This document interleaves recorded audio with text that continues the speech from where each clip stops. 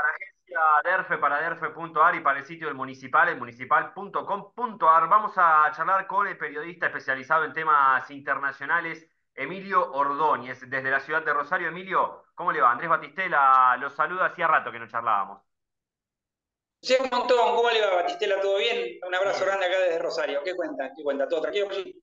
Tranquilo, tranquilo, pero con ganas de saber, bueno, la política nacional nos tuvo por ahí un poco distraídos de algunos temas que no dejan de ser muy relevantes en lo que tiene que ver con la geopolítica. Y lo primero que quería preguntarte es cómo estamos con el tema, la guerra entre Israel y Palestina y cuál es la situación hoy.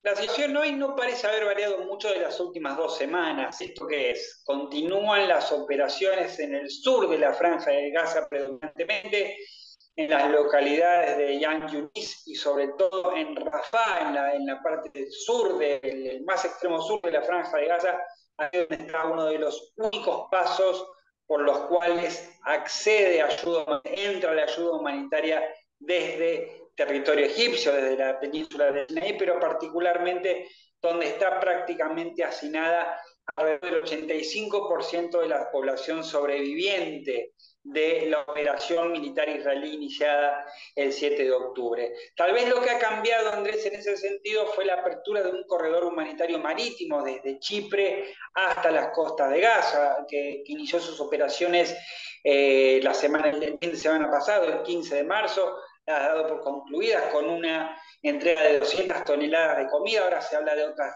230 en los próximos días, tratando de paliar un poco la catástrofe humanitaria que se vive hoy en Franja de Gaza, con hambre, desnutrición, falta de agua, falta de combustible y sobre todo lo que tiene que ver con la falta de la carencia de operatividad de los hospitales en Franja de Gaza. O sea, lo que estamos viviendo hoy continúa el derrotero de las semanas pasadas a la espera de una operación terrestre por parte del ejército israelí justamente en Rafah, en esta ciudad del sur.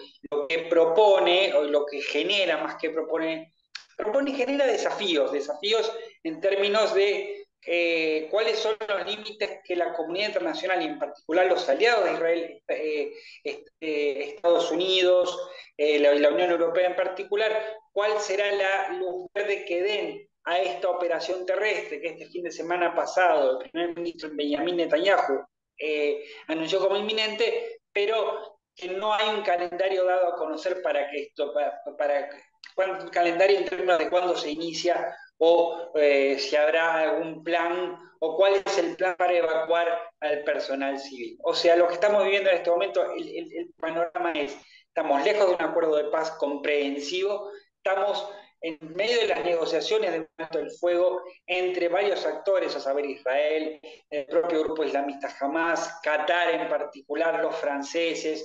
O sea, estamos en medio de una negociación que no ha podido evitar el Ramadán, o sea, se ha extendido las negociaciones.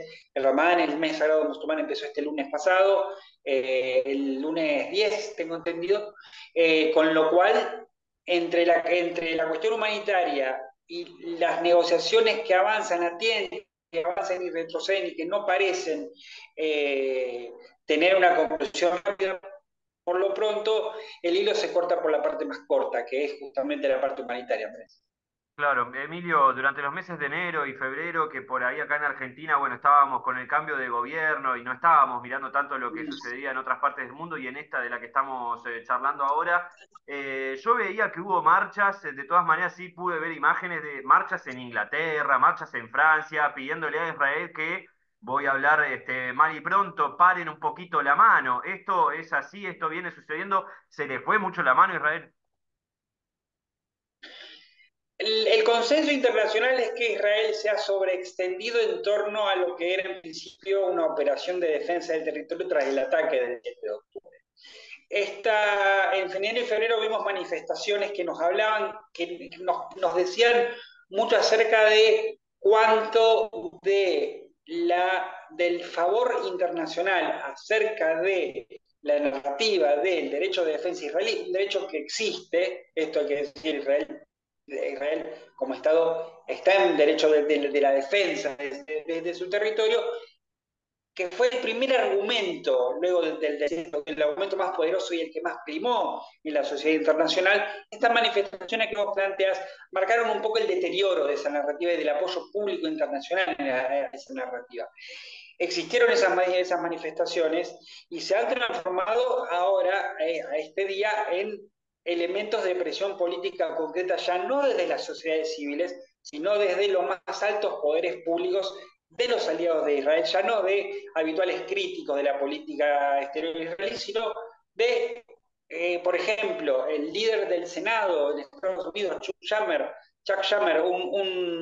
un eminente miembro de la comunidad judía norteamericana, un vocero de la comunidad judía norteamericana, habló directamente este fin de semana pasado de que Netanyahu no puede seguir como primer ministro israelí. Lo que representa no solo un movimiento, no solo una declaración que ha tenido su respuesta desde Israel, pero puede ser inclusive vista como y de hecho lo es, desde sectores conservadores israelíes, es visto como una intromisión, un aliado en los asuntos internos de Israel, pero marca también, que muchos temen, y puede ser leído así también, como una posición oficial del gobierno de los Estados Unidos y que marca a las claras que ya la erosión del apoyo, que hay una erosión, no del apoyo al derecho de defensa de Israel, sino a las consecuencias humanitarias de ese derecho a la defensa, y que están teniendo consecuencias a nivel gobierno. Hoy por hoy las relaciones entre el gobierno de Biden y el gobierno de Netanyahu tal vez estén en el punto más bajo de los últimos tiempos. Y el hecho concreto también es que hay consecuencias electorales, sobre todo en Estados Unidos. Estamos a meses de elecciones presidenciales y el tema y la guerra entre Israel y Hamas es un tema que está en la agenda electoral y que puede tener consecuencias a la hora de votar, como lo demostraron las elecciones en Michigan, en el cual hubo 78.000 votos no comprometidos, particularmente de las comunidades árabes que viven allí, y que marcan a las claras que en un estado que es un swing state, un estado que puede ir para un lado o para otro en las elecciones, y en las cuales la diferencia entre candidatos es muy poquita, eso puede definir una elección. Por eso Estados Unidos está habilitando el corredor marítimo, por eso hay una fuerte iniciativa humanitaria por parte de Estados Unidos que no saca los pies del plato de la alianza con Israel, pero sí critica fuertemente el sesgo militarista en Gaza del gobierno de Netanyahu. O sea, respondo rápidamente a tu pregunta. En enero y febrero, esas manifestaciones ya han sobrepasado y han trascendido lo que es la cuestión meramente de protesta social y se han convertido, tanto en Estados Unidos, que es particularmente donde me referí, pero también hay críticas desde la Unión Europea muy fuertes del lado del alto comisionado para la política exterior, Josep Borrell, que marcan que la presión ya no es solo social, sino también es política para afuera y que marcan un poco esta pérdida de peso de cierto favor con el que contaba Israel al principio de lo que fue el ataque por parte de Hamas el 7 de octubre.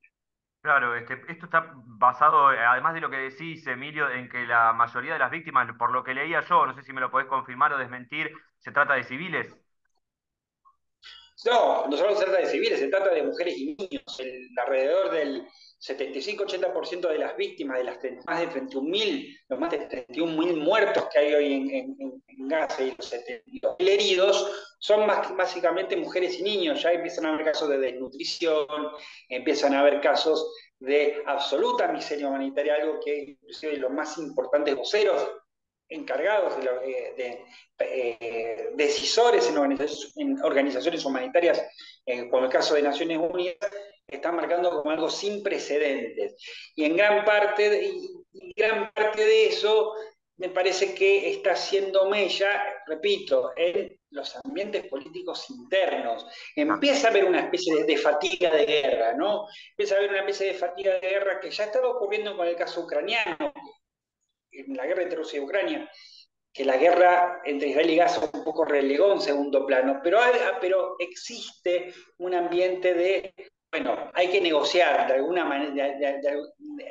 manera hay que pararlo, y los compromisos políticos que están asumiendo tanto de Estados Unidos como en Europa están generando desacuerdos sociales que, repito, han trascendido ya la protesta social y se han convertido en posiciones políticas fuertes de gobierno a gobierno. Y esto ha generado una respuesta indiferente, diciendo, bueno, nuestros objetivos siguen invariables, el objetivo es destruir completamente a Hamas y liberar a los rehenes, y sobre todo la presión de Netanyahu es poder sobrevivir tanto a la presión internacional que estamos viendo, pero también sobrevivir a una presión de la cual no estamos hablando, que es la presión de su sector más nacionalista y más vinculado a los sectores religiosos que forman parte de su gobierno, que son la línea. El gobierno de Israel es el gobierno que está más a la derecha en toda la historia del 1948, de la creación del Estado de Israel. Y esto genera presiones. Netanyahu se ha recostado en este sector para darle sustentabilidad a su gobierno. Hoy nadie sabe qué va a pasar con el gobierno de Netanyahu, ni con Netanyahu mismo, que está procesado en 3 causas penales. Nadie sabe cuál será el futuro político de Netanyahu. Por esta razón, sobrevivir a las presiones y conseguir resultados tangibles en esta campaña le es indispensable para generar condiciones de supervivencia política por un lado y para generar una cuestión de legado, un legado a futuro que trate de mitigar lo que se percibe como una falencia propia tras los ataques del 7 de octubre. Netanyahu era el rey de la seguridad para Israel y se había posicionado desde ese lugar así. Toda su carrera política estuvo basada en ese concepto. El 7 de octubre dio por tierra con un montón de mitos relacionados, con un montón de factores relacionados más que mitos, ¿no? Un montón de factores relacionados a la seguridad israelí, y es por esto que Netanyahu procura legado que le permita sobrevivir políticamente y que le permita sobrevivir a la presión de estos dos lados, de su mesa interna y de la mesa externa. Claro. Para cerrar, Emilio, y para completar el mapa de la geopolítica con la victoria electoral de Vladimir Putin en Rusia, con lo que está sucediendo entre Rusia y Ucrania, bueno, y Corea del Norte, que Kim Jong-un, que le gusta un poco baitear, como se dice ahora, ¿no? Dijo que quizás hay una tercera guerra mundial. Enmarcame esto en ese mapa.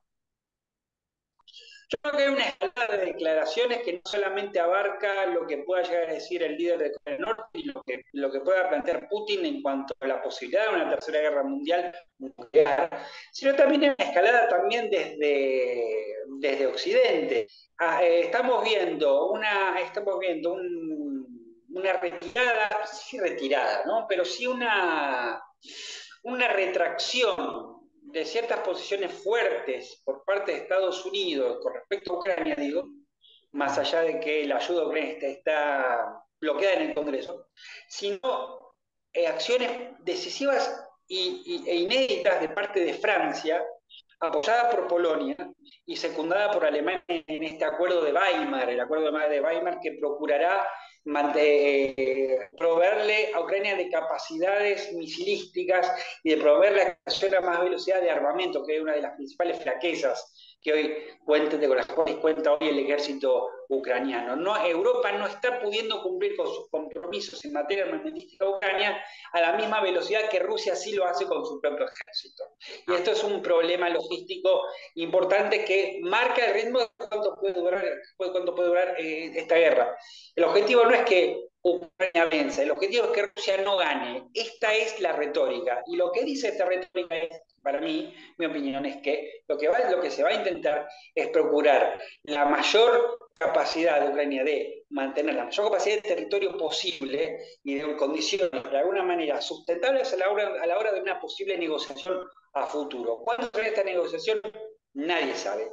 Se calcula que Putin espera un cambio de gobierno en Estados Unidos en noviembre, que gane Donald Trump, para de esa manera obtener mejores condiciones para una negociación, pero nadie tiene claro cuál es ese plan o si existe. La posición de Rusia oficial es que la operación militar especial, como se denomina en el crimen de la guerra entre Rusia y Ucrania, continúa con sus objetivos invariables. Entonces lo que estamos viendo es una escalada en la cual Francia amenaza con establecer tropas francesas, ya no de la OTAN, francesas, polacas, y con cierta reluctancia de Alemania, y lo cual pone deja la guerra en otro nivel, escala el peligro de una guerra que se extienda territorialmente, algo que hasta ahora se ha mantenido dentro de los límites de Ucrania y en algunos casos en la frontera de Rusia o algunos ataques aislados a Moscú. Pero lo que yo veo es un escalamiento de los discursos peligroso, en mi opinión, y que también responde a necesidades políticas internas de las partes, pero sobre todo un escalamiento, una escalada peligrosa que es acompañada por la misma escalada por parte de Putin. O sea, y acá, ¿quién pone los paños fríos? Es la pregunta. Y los paños fríos no los pone Estados Unidos, los pone China. China que ya le marcó la línea roja a Rusia diciendo lo único inaceptable es una guerra nuclear. O sea, no dijo lo único inaceptable, dijo una guerra nuclear es inaceptable, poniéndole un límite no a Occidente, sino a su socio ruso. Y es por esto que estamos todos atentos a si hay algún desescalamiento de estas declaraciones y si hay de alguna manera algún tipo de avance o en alguna negociación mínima como las que hubo el año pasado, pero en este momento no parece haber eso, sino parece más bien haber un clima guerrerista más que nada. Claro. Emilio, como siempre, mil gracias, ¿eh? Y seguimos charlando pronto en esta nueva temporada. Encantado, encantado y estoy acá a disposición. Andrés, abrazo grande para vos y para toda la gente en Santa Fe. Un Cuídense abrazo, ¿eh? mucho y nos estamos viendo. Abrazo. Hace mucho, es cierto. Que siga, que siga. Un Hasta la próxima, montón. Emilio. Chau, chau. Hasta la próxima.